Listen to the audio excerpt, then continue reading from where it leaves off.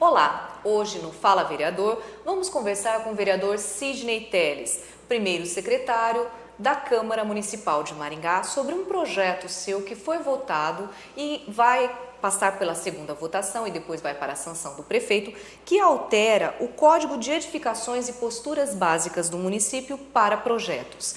Ele é autor juntamente com os vereadores Odair Fogueteiro e Belino Bravin. Vereador, o que o projeto de vocês altera nesse Código de Edificações? Isso é muito importante, porque apesar de ser uma alteração da lei do Código de Postura, ele não está alterando nenhum aspecto, nem do uso e ocupação do solo, nem dos diversos parâmetros de construção, como recuos laterais, frontais, tamanhos e dimensões dos cômodos. Não há nenhuma alteração na legislação. O que acontece é que na Lei 1045 havia sido retirado um aspecto que consideramos de muita importância e relevância, que é a questão de o que se faz com o que está irregular. A cidade, infelizmente, tem várias construções irregulares. As pessoas fazem porque precisam e acabam executando sem projetos. Muitas vezes esses projetos e essas construções não são passíveis de regularização. Quer dizer, eles podem pegar um engenheiro, fazer o projeto, mas chegar lá, eles ultrapassaram um pouco da divisa, da divisa, que eu digo do recuo na divisa, eles fizeram e ocuparam mais espaço do que permitia a legislação para aquele terreno, e se multiplicaram pelas cidades essas irregularidades. Aconteceu, inclusive, nesta casa, de que foi feita uma lei para regularizar tudo no passado. Nós não queremos isso, porque isso é como se ensinar a população a fazer coisas erradas e receber um grande perdão. Que em algum momento isso vai ser resolvido. Vai ser resolvido.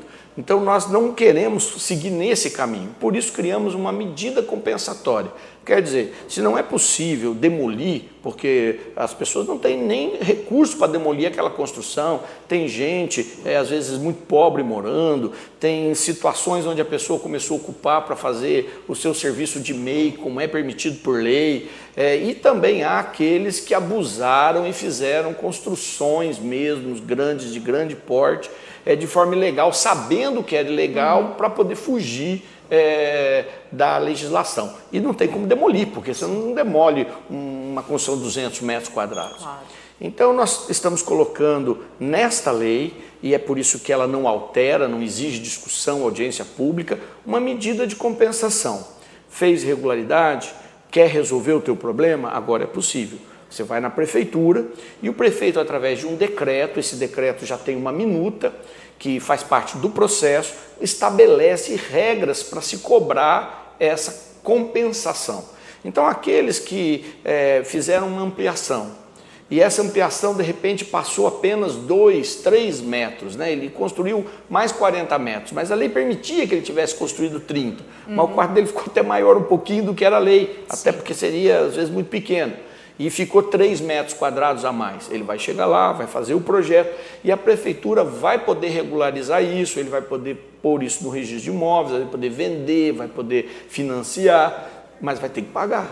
Quanto ele vai pagar? Nestes casos, a gente analisa qual é o tipo de construção, se ela é de alto padrão, se ela é de baixo padrão, e aí, através dos órgãos oficiais, como o custo unitário básico de construção, e de uma deflação, ele paga essa multa. Então, por exemplo, uma pessoa pobre que fez essa construção, aumentou 3 metros, por exemplo, vai pagar cerca de R$300 para resolver isso, como multa.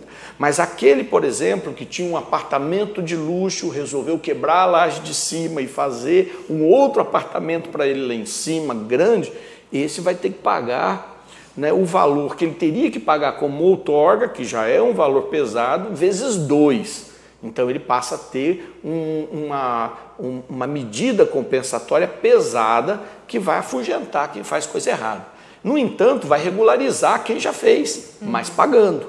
E vai resolver problemas também comerciais, como aumentos, ampliações em barracões que foram feitos e que hoje tem até indústrias, máquinas pesadas funcionando, aonde o empresário paga mais caro, mas resolve seu problema, consegue ter o alvará de funcionamento.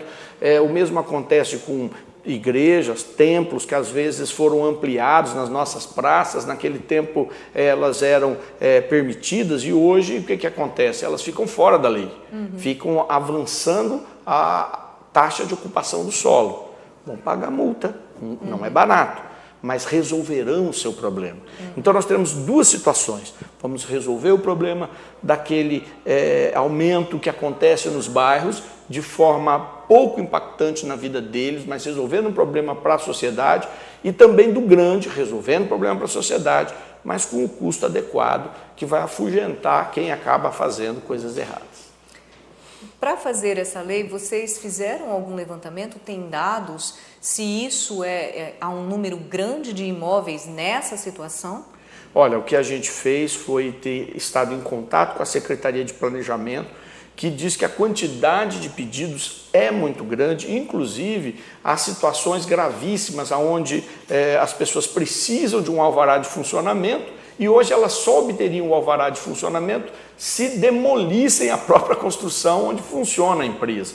Então isso é um grande prejuízo para a cidade, é um grande prejuízo para as pessoas e a gente vai poder resolver e evidentemente essas pessoas também vão servir de exemplo para que as pessoas procurem sempre seguir o código de postura.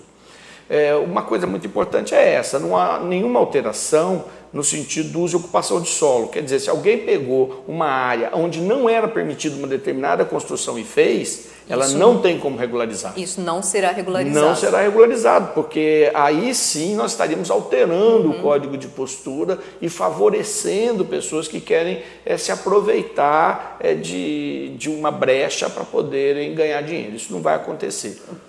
Sim, só para esclarecer, citando como exemplo, alguém que construiu num fundo de vale, né, fora da área delimitada, esse tipo de... Esse não vai conseguir não regularizar. Terá regularização. Não, porque o fundo de vale já está na lei excluído. Fundos de vale, locais onde não era permitido o uso e ocupação de solo, o que pode acontecer é quando aquele ultrapassou a área, aí ele pode regularizar, mas ele não pode ter mudado.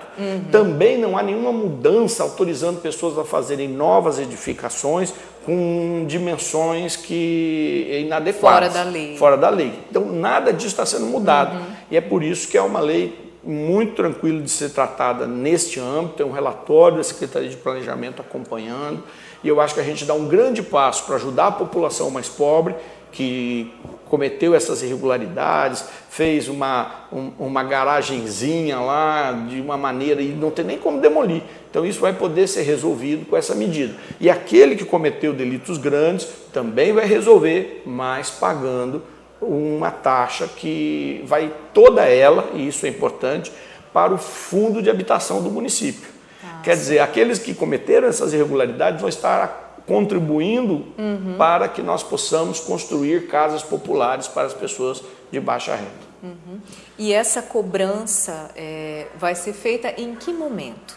No momento em que ele for regularizar, pleitear a regularização do seu imóvel? Exatamente. O que acontece? Se ele está irregular, e agora com os procedimentos da prefeitura aerofotogramétricos, que é aquela fotografia aérea, o que vai acontecer é de que vão se identificar muitas irregularidades.